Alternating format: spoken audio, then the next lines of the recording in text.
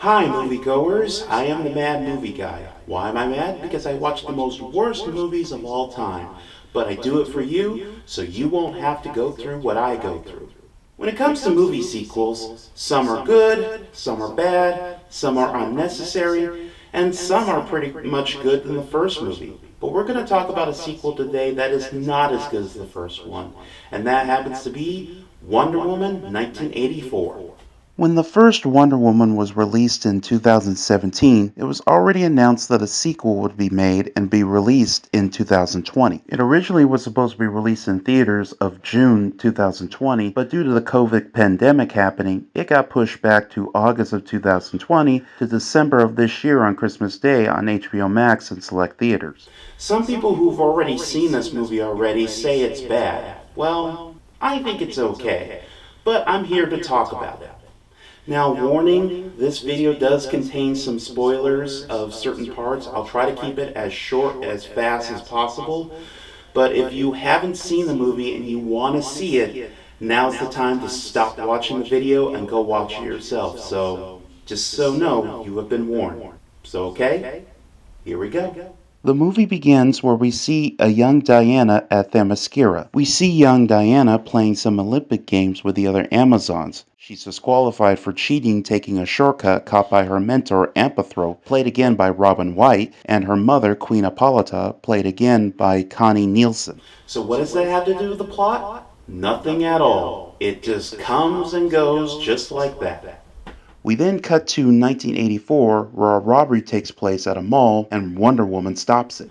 But we find out it's a front for the FBI storing rare antiquities, and one of it contains a stone called a dream stone, which makes anybody's wishes come true.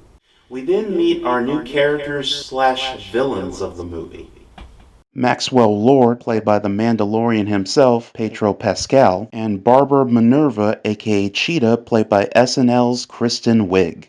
All three, Diana, Barbara, and Maxwell, all make wishes on the Dreamstone.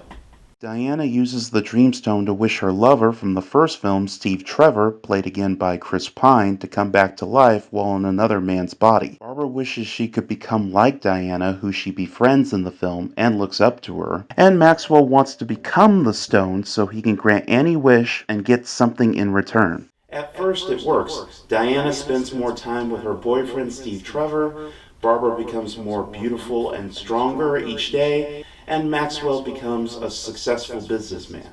But we found out the stone, even though it grants wishes, it causes chaos and mayhem, which happens when Maxwell uses it for power and wealth while neglecting his young son. Barbara, even though she has super strength and beauty, her personality changes. And even though Diana gets her lover back, her powers start to fade away. So the climax comes down to where Diana has to make a choice. Either she destroys the stone so the wishes will never come back again, or everybody has to renounce their wishes. But Barbara, Maxwell, and Diana don't take back their wishes, and things go to chaos. Then Steve reminds Diana how much he loves her, but the world needs her, and in order to save the world, she has to let him go. In other words, she does, which means she renounces her wish.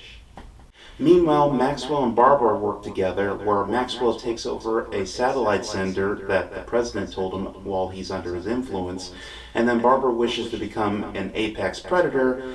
In the end, she becomes Cheetah. Maxwell uses the center to broadcast himself over the entire world to give people wishes, which they do, but it causes chaos and mayhem. Then Diana dons the golden armor that was worn by the legendary Amazon Astrea. She fights Cheetah, aka Barbara, and defeats her. She then tries to stop Maxwell, but is having a hard time doing so until she lassos him with her lasso of truth, making everybody in the world see it, and they take back their wishes. Then makes Maxwell see that his son is in danger, and makes him take back his wish. And then the world is restored, everything's back to the way it was. Diana goes back to being the hero by flying. Yes, that's right, this is her new power we show in this movie, flying. And that's how the movie ends. And there you have it. That was Wonder Woman 1984. Is it good? Is it bad? It's okay. This sequel is not as good as the first movie. The writing is cliche, the effects are just subpar, it looks more like an effect from a PlayStation 4 game or 3, and the characters, they're not bad, but the action is a little too over the top. All in all, this sequel could have been handled better, it could have been written better, it could have been planned better, but instead it's just an over the top, cliche superhero movie that's just okay. The final verdict and how I would grade this movie, I would give it a C minus. It's not so bad that it's unwatchable, far from it, but it is not as good as the first movie. If you've seen the first movie, you're going to be disappointed. So don't watch it, it's up to you. Also, stay tuned for the cool end credits scene, because there's an interesting cameo in there. I'm not going to say who it is, but you might enjoy it by staying and watching.